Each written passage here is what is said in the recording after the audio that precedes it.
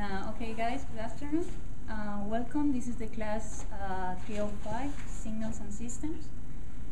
My name is Ana Ramirez. I will be teaching this course during the spring semester. All the information to contact me and everything, it will be in the syllabus. Today we are going to start with the class per se. We will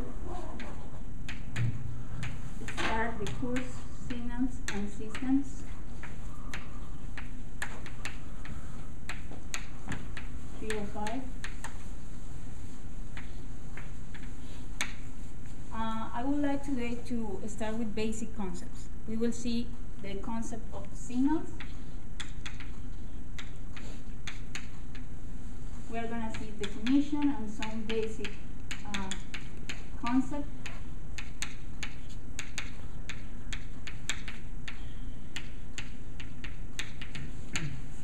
And we will see also the definition of systems. Today's class is really important. It's a basis, but we will use this definition during the whole semester. Okay? Let's start with signal. What is a signal? A signal.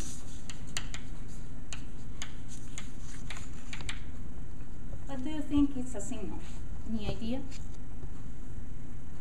Okay, let me put first the definition and then see some examples, okay? A signal is defined as a function of time or any other variable that represents a physical phenomenon.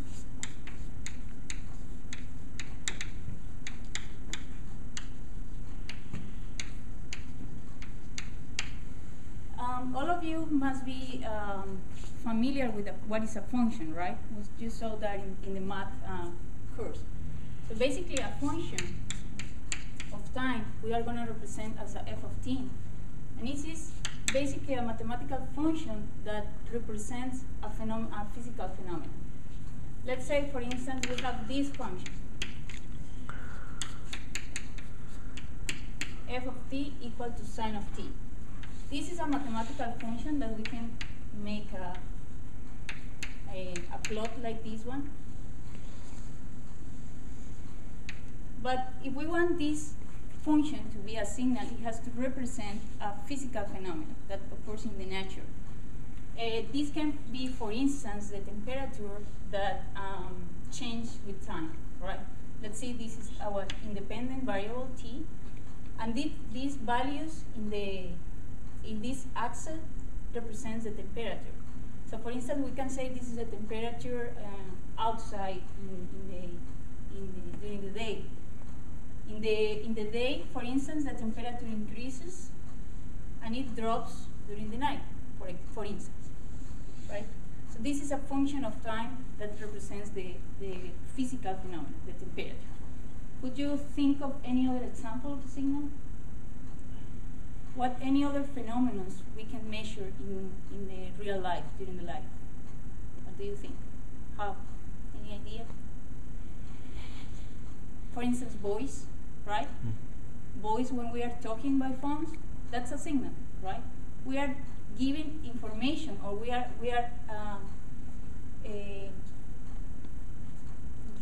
making a sound for give a message, right? That's a signal, for instance. We will see two different type of signals. Let's see what kind of signals we can find in the real life. We will see continuous signals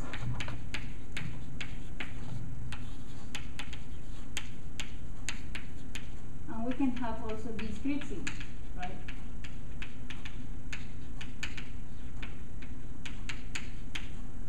The continuous signals, basically, the variable that we have here in this axis, in the horizontal axis, is continuous. So basically, we can say that this example that we have here is a continuous signal, right? The definition of continuous signal is that the independent variable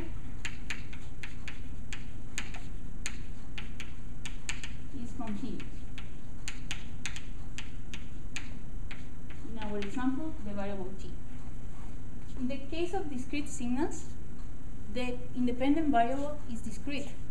So instead of taking all possible values in the axis, we are going to have only a finite number of values. For instance, we have a signal that has a value here, here, maybe here, and here. This is called a discrete signal, where only the independent variable takes some possible values, not all the possibles in the axis, okay? So maybe we can have values here, 1.8, minus 0.5, minus 1, okay? So basically the definition of a discrete signal is that the independent variable, again, the one that is in the horizontal axis, is discrete.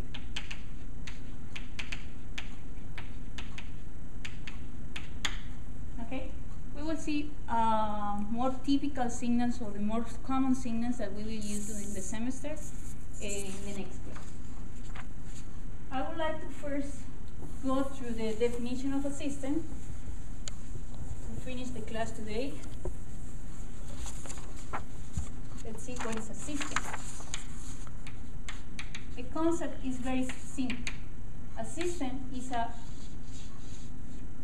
physical device that uses a signal as an input and transform that signal to get an output signal. Okay? It's a really simple concept. This physical device uses an input signal and transform that input signal as an output signal.